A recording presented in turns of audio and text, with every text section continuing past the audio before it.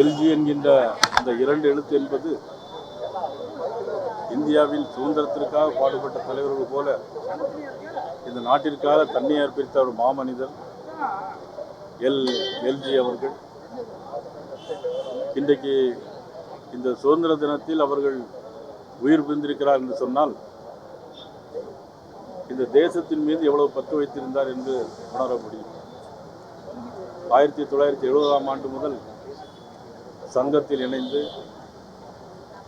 ராஜபாளையம், கன்னியாகுமரி, திருநெல்வேலி போன்ற பல மாவட்டங்களில் பிரச்சாரக்காக பணியாற்றி முழு நேர ஊழியராக பணியாற்றி அவரிடம் கல்யாணம் என்று கேட்டபோது என்னுடைய தொழில் இந்த நாட்டுக்காக சேவை செய்ய வேண்டும் என்று, என்னுடைய தொழிலே நாட்டுக்காக சேவை செய்ய வேண்டியதுதான் என்னுடைய தொழில் என்கின்ற முறையில் ஜனசங்கத்திலிருந்து பணியாற்றிய ஒரு மாமனிதர். அது மட்டுமல்ல, காங்கிரஸ் கட்சியால் கொண்டு வரப்பட்ட எமர்ஜென்சி காலகட்டத்தில் இவரை அடக்குமுறையின் போது கைது செய்ய நினைத்த போது தன்னுடைய பெயரை ராமானுஜம் என்று மாற்றிக்கொண்டு நிறைய திரைமறைவு வாழ்க்கையில் இருந்து கொண்டு நிறைய பணிகளை இந்த மக்களுக்காக செய்த ஒரு மாமனிதர் நமது அன்புக்குரிய எல்ஜி அவர்கள்.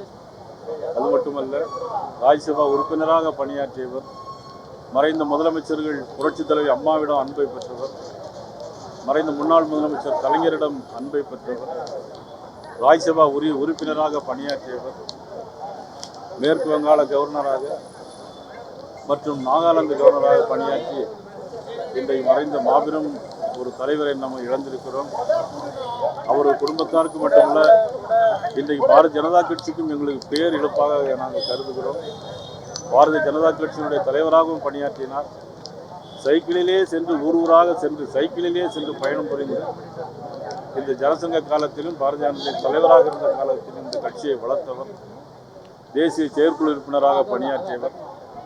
இப்படிப்பட்ட மாமனிதர் இன்றைக்கு எங்களுக்கு பேர் இழப்பாக நாங்கள் கருதுகிறோம். அவர்கள் ஆன்மா சாந்தியடைய இறைவனை வேண்டுவதோடு, நாங்கள் திருநெல்வேலி ஒரு பூத் கமிட்டியுடைய மாநாடு நடைபெறுவதாக இருந்தது 17ஆம் தேதி.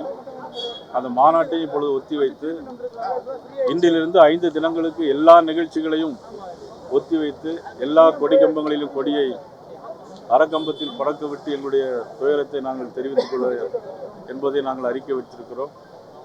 அவருடைய இழப்பு என்பது நாட்டிற்கும் பெரிய இழப்பாகும். ஏன்னா வீட்டிற்கு அவருடைய இழப்பு கிடையாது. ஏன்னா அவருடைய நாட்டினுடைய ஒரு மாமனிதர், நாட்டிற்கு சொந்தக்காரர்.